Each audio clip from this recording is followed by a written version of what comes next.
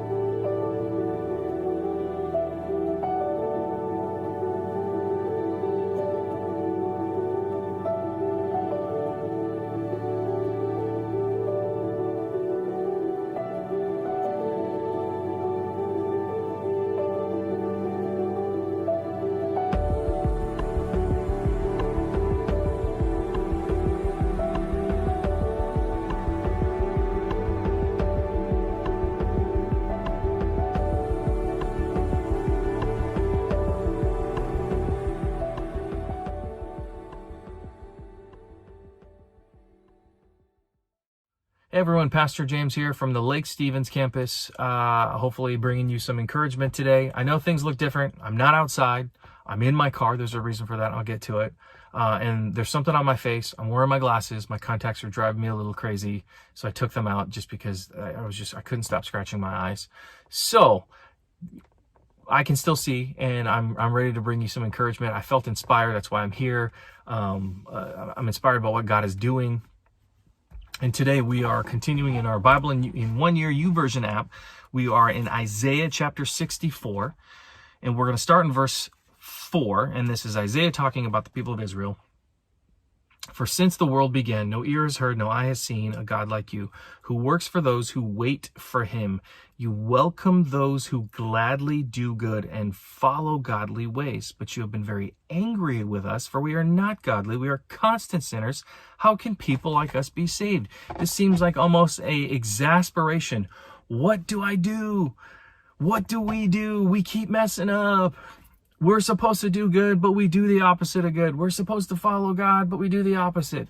How in the world do we have a future? And he's pinpointing all this out in this moment. And it's not easy, I know. And this isn't just for the people of Israel. I feel like you and I have this same struggle where I think for the most part, our daily lives, we follow God. For the most part, we try to do good. For the most part, we want to be examples of who Christ is and the love that he has for us and for the world. But then there are times when, out of frustration, out of laziness, out of fear, out of revenge, out of the need to be validated, we do what is not good, and we pursue those things, and those things can sometimes cripple our future actions because we are stuck in shame and grief. Well, the people of Israel were constantly doing this, and God was always there to forgive them and to walk with them. Now, there was consequences for their actions, don't get me wrong. God didn't say, oh, you asked for forgiveness, you're done, cool. No, he actually had a purpose for them, and he says, okay, you've changed some stuff, you're dealing with things differently, great. I'm still gonna thump you for that, because you can't just go around, murdering children. You can't just go around, doing this and that. There was some crazy stuff that was happening. You can't go around, sleeping with other people. No. There's going to be consequences. But I still love you. I still forgive you. And just like a father disciplines their child, I am with you. So there's hope. But Isaiah encourages us to do good, and we see what happens when we pursue good. In Philippians chapter 2, verse 19, Paul talking about Timothy. If the Lord Jesus is willing, I hope to send Timothy to you soon for a visit. Then he can cheer me up by telling me how you are getting along. I have no one else like Timothy who genuinely cares about your welfare. All the others care only for themselves, not for what matters to Jesus Christ. But you know how Timothy has proved himself like a son with his father. He has served with me in preaching the good news. Now, here's an example of someone that was pursuing good. Here's an example of who was pursuing God and who wanted to show that by caring for others. And it's in black and white. It is written for thousands of years, right? This is written in the early century of AD. And here it is now, 2020, almost at 2022. I was going to skip 2 years, which after this year, why not, right? But here we are 2,000 years later, and they're still talking about how genuinely good Timothy is and was. And it makes me think, what can we do differently in our lives to be that example? The reason I'm in the car right now is because I was inspired to do something good. Not today. I mean, today, obviously, I want to be good, and I'm inspired to do good for others today, too. But this is an actual example of something where I was in a small group, and we were challenging each other to do good for our community, to make an impact, no matter how small we think it is, to make an impact in our community. So my wife and I signed up for Meals on Wheels, and we had, a young child at the time, and we did Meals on Wheels. And if you're not familiar with what that is if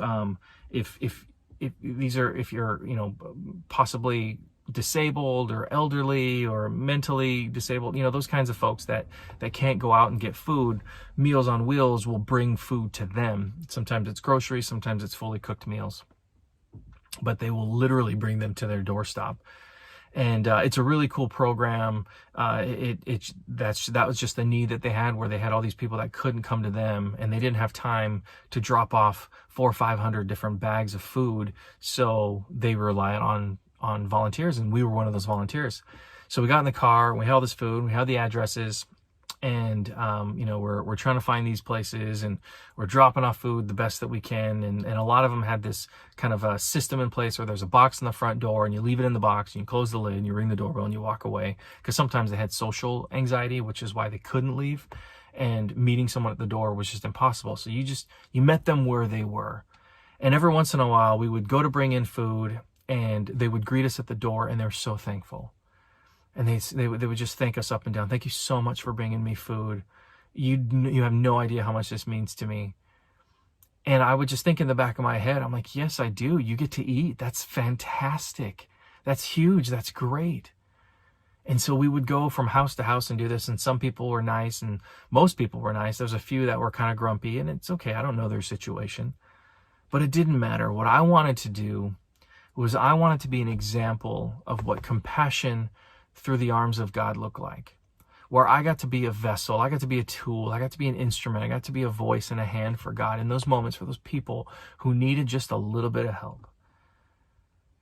And I'm reminded that you and I, every single day, have opportunities like that to be the arms and legs and words and hugs of God in people's lives.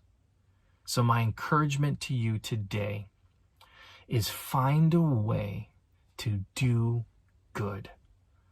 Find a way to be like Timothy, where your reputation is, man, they genuinely care for others. I promise you, if you do this, people will respond, and people will ask you questions about who God is, and it will give you an opportunity to share how much God has changed your life and how much He can change theirs. So my encouragement to you is find a way today to do good for someone. I want you guys to have the best Wednesday ever. Hopefully it is a day filled with many of us doing good. I will see you guys on Saturday. Have a blessed day.